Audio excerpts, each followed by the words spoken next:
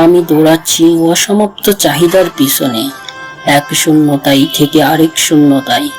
ভেবেছিলাম একদিন পূর্ণ হব, ভেবেছিলাম সব পাওয়া হবে, কিন্তু আজ আয়নার সামনে দাঁড়িয়ে দেখি আমি ফাঁকা। আমার ভেতর শূন্যতার গর্জন। যা কিছু জড়ো করেছি সবই মায়ের প্রতিচ্ছবি, ছুটে গেলেই বিলীন। আমি শুধু এক অস্তিত্বহীন উপমা, নামহীন, রূপহীন শূন্যতায় গড়া। আমাদের জীবন অনেক সময় এমন হয় যখন মনে হয় সবাই অনেক দূরে চলে গেছে। আমি নিজেও কখনো ভাবতাম আমার বয়সে এত কিছু না করে কি করব। আশেপাশের সবাই প্রতিষ্ঠিত, আর আমি এখনো খুঁজছি নিজের পথ।